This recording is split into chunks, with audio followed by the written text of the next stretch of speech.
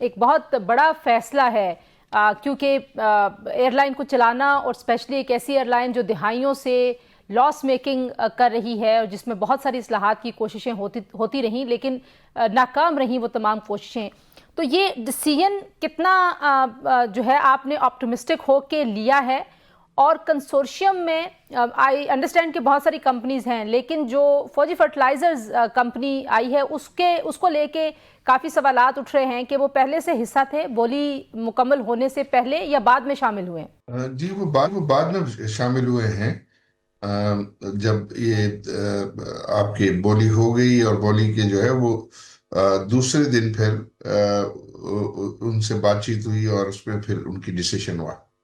تو did they reach out to you, یا یہ پہلے سے کہیں پہ کوئی کنسیڈریشن نہیں تھی ان سے کوئی رابطہ نہیں تھا آپ کا؟ جی، دیکھیں، ہم کنسورشیم بناتے ہیں تو مختلف جو جن کے پاس انویسٹمنٹ ایپیٹائٹ ہوتا ہے، ان سے جو ہے وہ رابطے ہوتے ہیں. تو وہ انڈر کنسیڈریشن تو جو ہے وہ تھا، بٹ ڈیسیشن جو ہے وہ اس بڈنگ کے بعد جو ہے وہ ہوا. تو عارف صاحب، یہ ظاہر ہے سنس آپ کی جو ایک ریپیوٹ ہے، آپ ایک جس طرح سے ایک کامیاب بزنس مین کے طور پہ پاکستان میں جانے جاتے ہیں، کتنا ٹرانسپیرنٹ آپ کو یہ پورا پروسیس لگا بولی کا؟ کسی طرح کی آپ کو کوئی پولیٹیکل انٹرفیئرنس تھی؟ آپ کو کسی نے موٹیویٹ کیا تھا، یا it was a business decision, بالکل آپ نے اپنے بزنس کے حساب سے ایک فیصلہ کیا؟ جی، آئی تھنک فائنلی تو جو ہے وہ بزنس ڈیسیشن تھا.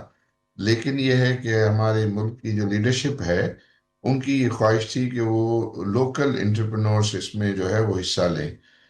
وہ ان کے پاس یہ تھا کہ باہر سے تو اس میں دلچسپی تھی، بٹ وہ لیڈرشپ یہ چاہ رہی تھی کہ ہمارے لوکل انٹرپرنورس جو ہیں ان کے پاس یہ کمپنی جانی چاہیے، نہ کہ باہر جو ہے وہ فورن انویسٹرز کے پاس ہو.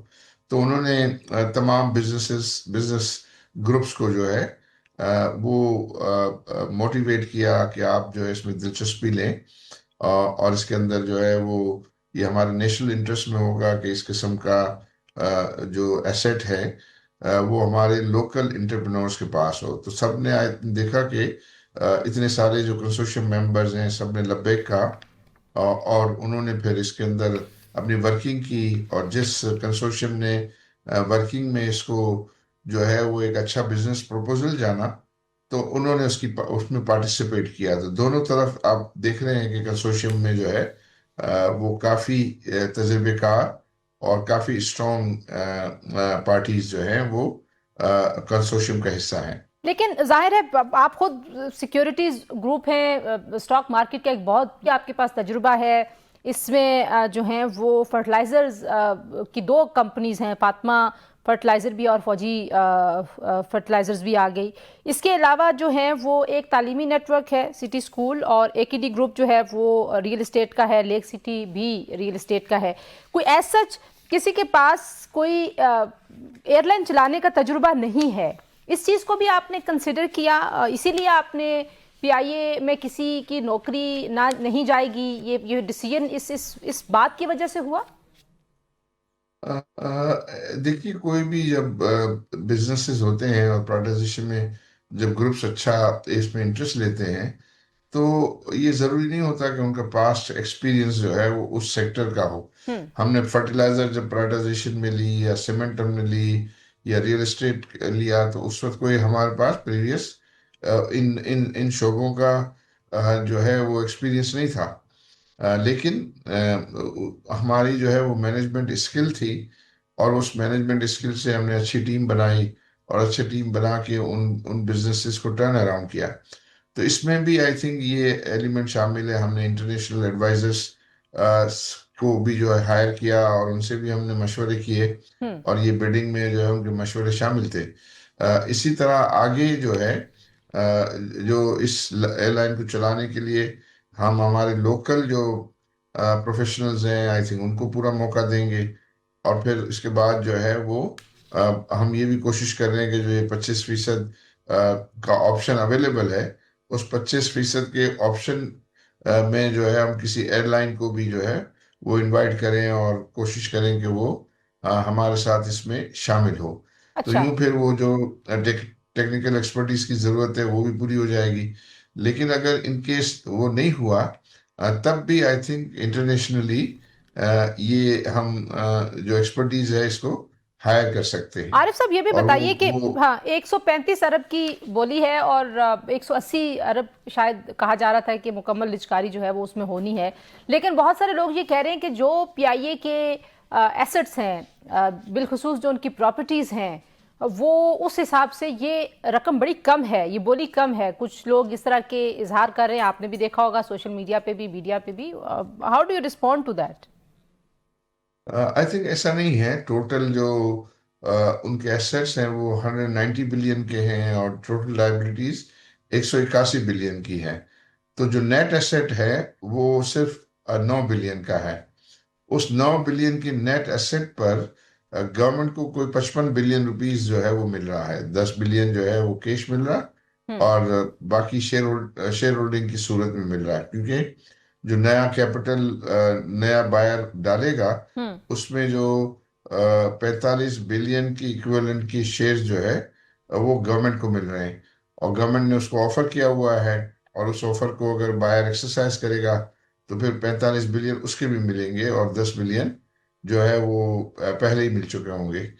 तो टोटल 180 बिलियन में जो है वो जो बायर 180 बिलियन देगा, उसमें से जो 55 बिलियन है वो हुकूमत को जाएंगे और 125 बिलियन कंपनी में जाएंगे। हम्म। और वो कंपनी में जो जाएंगे तो उसकी जो है वो एफिशिएंसी को बढ़ाने के लिए उसमें जो है वो इन्वेस्ट किए जाएंगे, नए जहाज़ों के लिए इन्वेस्ट किए जाएंगे, एक्सिस जहाज़ों की रिनोवेशन के लिए जो है वो इन्वेस्टमेंट की जाएगी।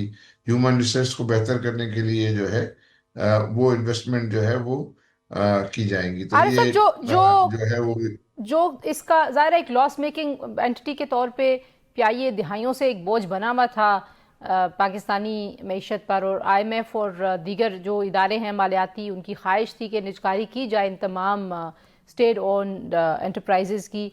जो कर्जे हैं वो हुकूमत ने अपने ज़िम्मे ले लिए, और इसके बावजूद भी 26 अरब के वाजिबात हैं, तो वो 26 अरब के वाजिबात जो हैं वो आप लोग अदा करेंगे। जी, इसमें एक्चुअली तो जो है कोई इसके जो थे ना, जब आप कह रही है कि 600 बिलियन जो है हम्म। वो होल्डिंग कंपनी में चले गए, तो फिर भी उसके जो वाजिबात थे वो 180 बिलियन के हैं। हम्म। तो 180 बिलियन के वाजिबात हैं, उसके सामने कुछ एसेट्स हैं, बट उस सारे वाजिबात को जो है नया बायर अज्यूम करेगा और उनको उनकी उनकी उसकी पेमेंट की जिम्मेदारी वो लेगा। और उसके सामने फिर जो है वो कुछ एसेट्स हैं, उसकी वैल्यू को वो अकाउंट फॉर करेगा। लेकिन इसकी जो नेट असासा जात की वैल्यू है, बुक वैल्यू, वो 9 बिलियन है। और उसके अगेंस्ट जो है वो हुकूमत को 55 बिलियन रुपीस जो है वो मिल रहे हैं। अच्छा, आखिर में मुझे बताइएगा कि जाहिर है आपने कहा कि बिकॉज मैंने जैसे कहा कि आप एक कामयाब बिजनेसमैन हैं, बहुत सारी कंपनीज को आपने टर्न अराउंड किया है। पीआईए को टर्न अराउंड करना एक तरह से नेशनल फ्लैग करियर, हमारी एक इमोशनल एक अटैचमेंट है इस इदारे के साथ, कितना बड़ा चैलेंज है, और कितने आप पुरुमीद हैं कि जिस कंसोर्शियम के साथ मिल के आपने ये काम अपने ज़िम्मे लिया है, और जो मेरी अंडरस्टैंडिंग है उसमें जो ऑपरेशनल सारा काम है वो आपकी कंपनी देख रही होगी, और सिर्फ फाइनेंशियल सपोर्ट जो है वो दीगर आपको कंपनीज दे रही होंगी। Is that correct? देखिए, इसमें अगर हम जो उसके एम्प्लॉयज़ हैं, वो एम्प्लॉयज़ को हम अपना पार्टनर बनाने में कामयाब हो गए और उनको ये फीलिंग दें कि अगर वो अच्छा काम करेंगे तो उसके सबसे पहले बेनिफिशियरी वो खुद होंगे। और न सिर्फ ये है कि वो फाइनेंशियल बेनिफिशियरी होंगे, और एक प्राइड के बेनिफिशियरी भी होंगे। आप किसी इदारे में काम करते हैं और वो इदारा अच्छा परफॉर्म कर रहा होता है, तो वो जितने भी लोग उनसे मुंसलिक होते हैं उनको उनकी वो एक प्राइड का बाइस होता है। तो और उनको ये एक अच्छा प्लेटफॉर्म अवेलेबल करना, ताकि वो अपनी जो भी जो प्रोफेशनल कॉम्पिटेंस है उसको पूरी तरीके से उसका इजहार भी कर सकें और उसको प्रैक्टिस कर सकें। उनको वो अलाउ किया जाए ताकि جو پاسٹ کی گلوری ہے، دیکھیں نا پاکستان میں پاسٹ میں پی آئی اے جو ہے وہ دنیا کی سیکنڈ بیسٹ ایئر لائن تھی. ایئر لائن بھی رہ چکی ہے. اسی طرح انہوں نے ایمریٹس کو، سنگاپور کو، مالٹا ایئر لائن کو بنانے میں بڑا اہم رول پلے کیا.